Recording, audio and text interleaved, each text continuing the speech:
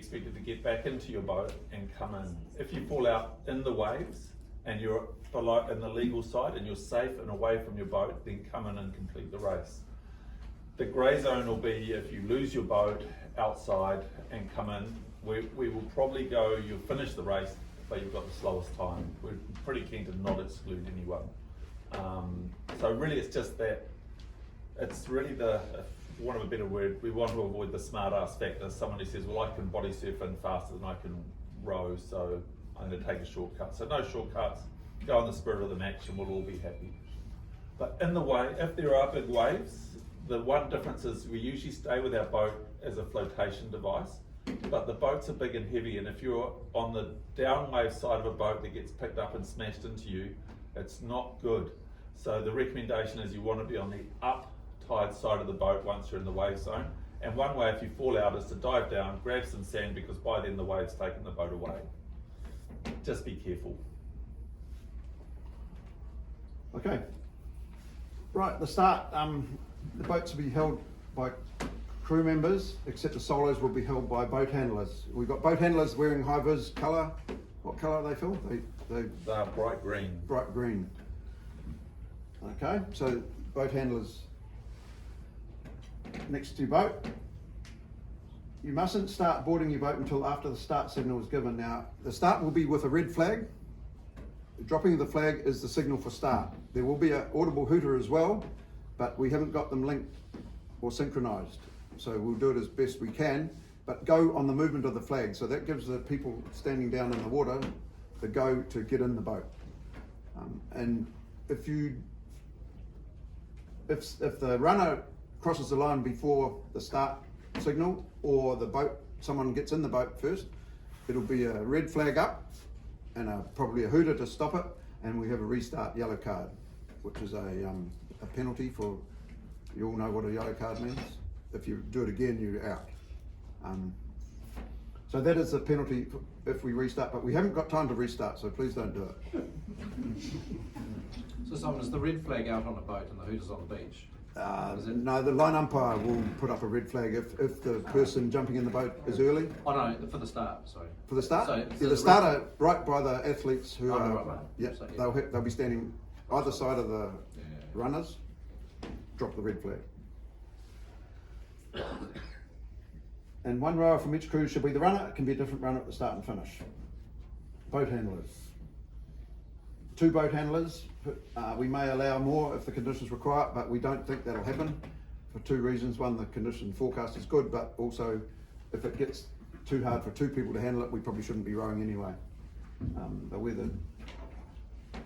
If you've got your own boat handlers, that's fine, but we have some volunteers here that are able to help you. They're allowed to steer you out on the track if you want, and you need to talk to them about how you want them to do that. They may push the boats out as you leave, but they can't go over their mid-chest. I'll jump in there. We really want people to get engaged in the boat handling. It's blooming good fun.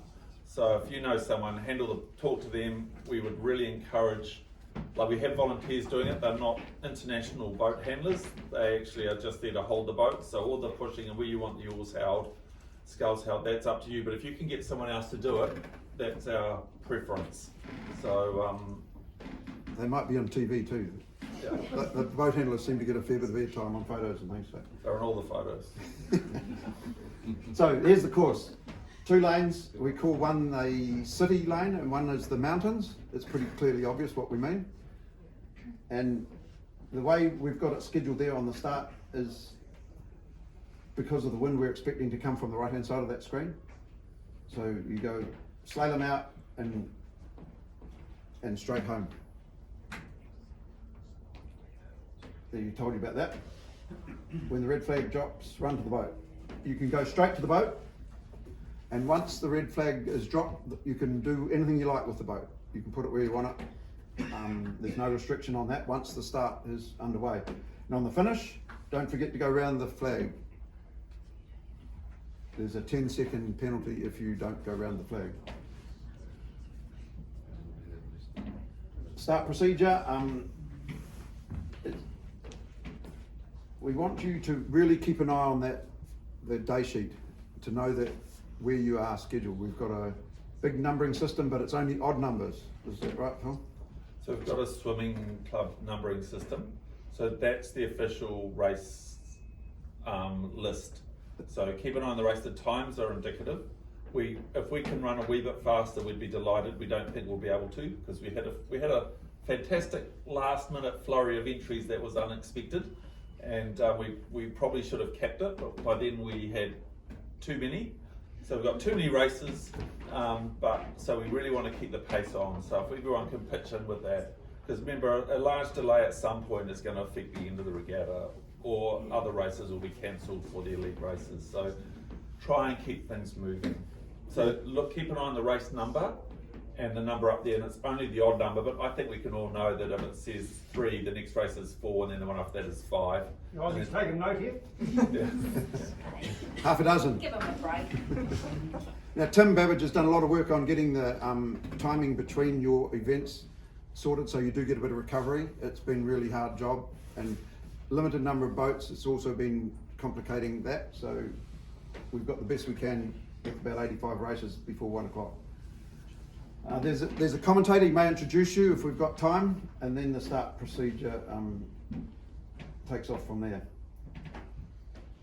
It's pretty clear, you put your boats in the water will be an instruction where there is time. If the boats are already in the water, the starter may decide not to actually say put your boats in the water because they're already there, and then he will say get ready, attention, go.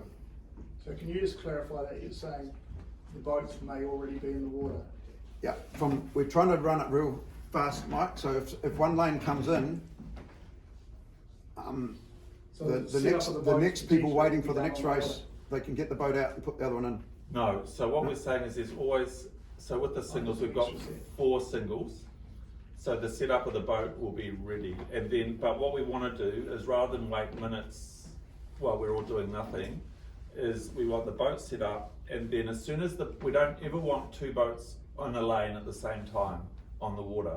So as soon as the boat in that lane from the last race is in, you can then move your boat on the water. Now with the elite doubles, there will have to be time where it's taken out and set up before the next race a couple of times.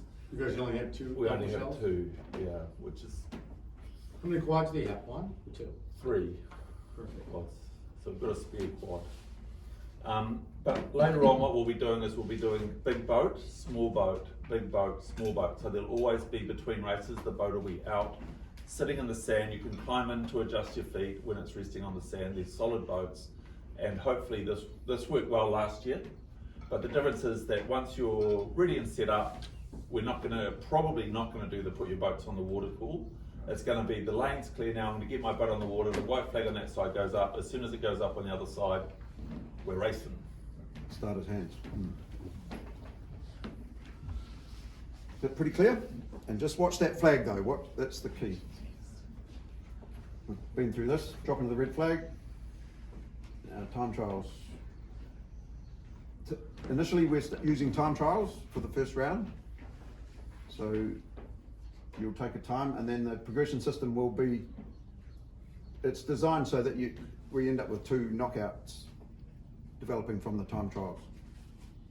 There'll be quarterfinals, semi-finals, and as a result of what happens in the time trial. So first one normally goes straight through to in the case of those singles.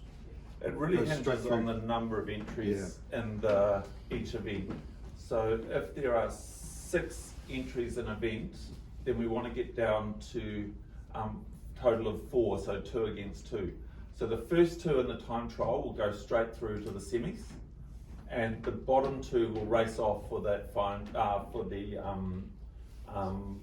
the next 2 will race off. If there's 5, the bottom 2 will race off for the final semi spot, if that makes sense. The time trials are going to be run on the course, but they're going to be in each lane, and we're going to start them separately. So once the boat's turned and it's safely coming back, the next lane will start, and that's just going to be recorded as a time. If weather conditions make running 2 lanes that close together challenging, we'll come up with another plan and let you know. We already have a few plans, but I don't think I'll complicate that any further right now. There will be some marker buoys in between the two lanes, which is different to the normal setup, so that will hopefully help you be in the right lane. And if you cross those buoys into the wrong lane, what happens? I mean, in terms of penalties. There's no